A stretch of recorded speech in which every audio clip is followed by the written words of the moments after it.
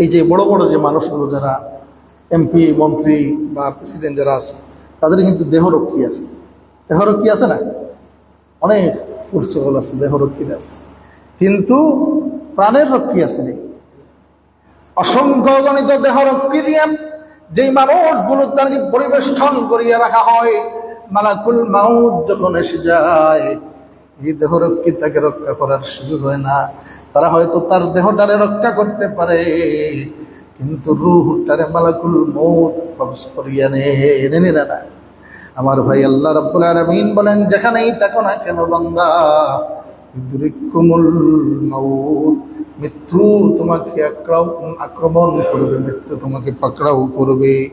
এখন আসেন আমার হাজরিন, মৃত্যু সম্পর্কে আমাদের ধারণা, আমরা এই পর্যন্ত যে আলোচনা থেকে জানলাম, এই পর্যন্ত যে আয়াত কারিমাগুলো থেকে জানলাম, মৃত্যু আসবেই, মৃত্যু আমাদেরকে পাকড়াও করবেই, মৃত্যু থেকে পলায়ন করার কোনো সুযোগ নাই। কিন্তু আমাদের ধারণা হচ্ছে যে আমার তো এখনো সময় আসে নাই, আমার তো এখনো সময় আসে নাই, আমার সিরিয়াল এখনো আসে নাই। কিন্তু মৃত্যুর কোনো সিরিয়াল নাই। পৃথিবীতে আসার সিরিয়াল আছে, মৃত্যুর কোনো সিরিয়াল নাই। আমার চাইতে কত অল্প বয়সের যুবকগুলো মারা যায়, আমার চাইতে কত কম বয়সের মানুষগুলো মারা যায়। কত বনি আদম তার জন্মের পূর্বেই মারা যায়, কত বনি আদম জন্মের 2-3 মাসের মধ্যেই মারা যায়। আল্লাহ রাব্বুল আলামিন মৃত্যুর কোনো সিরিয়াল দিয়ে দেন নাই। কখন কোথায় কিভাবে মানুষ মারা যাবে তার কোনো জানা নাই, মানুষ জানতে পারে না। এই জন্য নবীজি বারবার বলেন, আমার উম্মতরে মৃত্যুর কথা বারবার স্মরণ করো। মৃত্যুর কথা যদি স্মরণ করো তাহলে গুনাহ করা যাইত না, গুনাহ থেকে মানুষ রক্ষা পাইব, গুনাহ করতো নাই। আপনি যদি চিন্তা করেন যে আমি মারা যাই, তাহলে গুনাহ করব, গুনাহ করতে হবে। আল্লাহ তাআলা বলেন, ওয়ামা তাদরি নাফসুম মাযা তাকসিবু গাদা ওয়ামা তাদরি নাফসুম বিআই আরদি তামুত।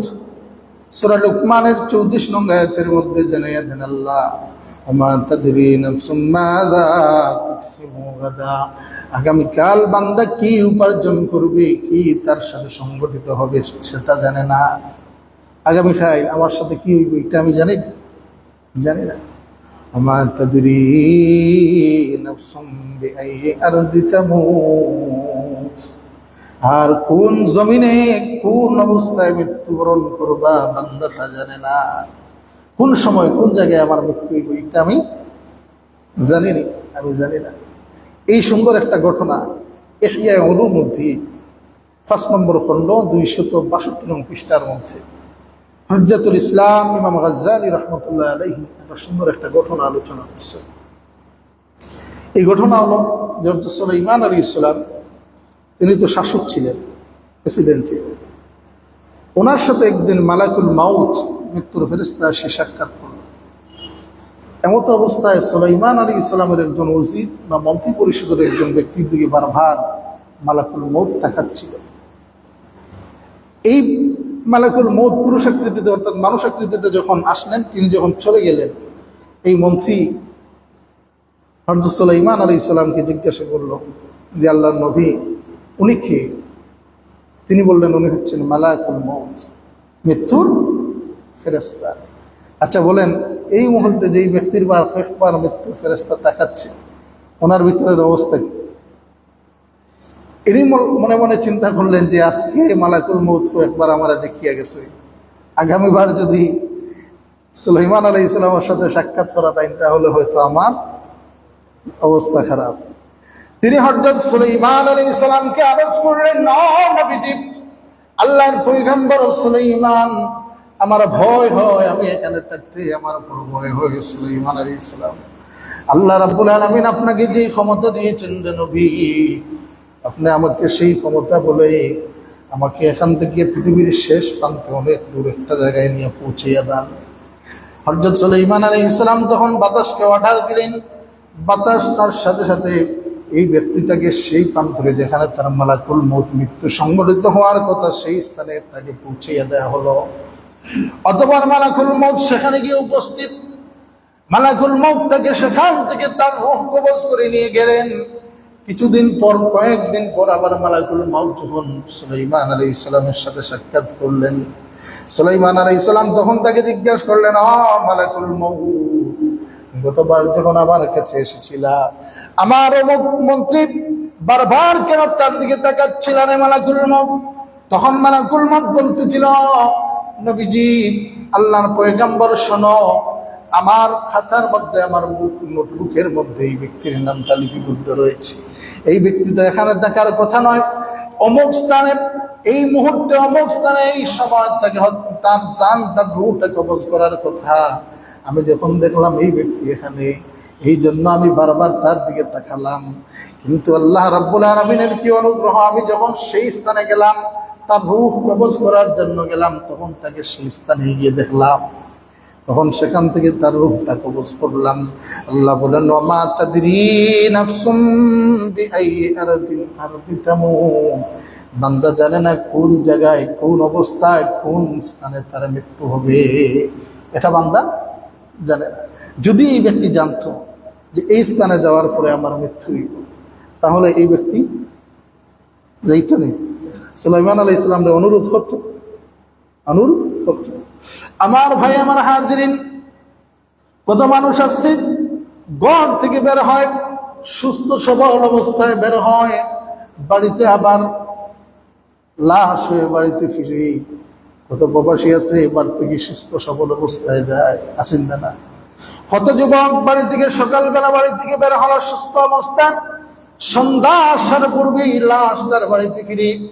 এইরকম অবস্থা। আল্লাহ বলেন, ওয়া মা তাদরি নাফসুম বিআইয়ি আরদিন তামুত।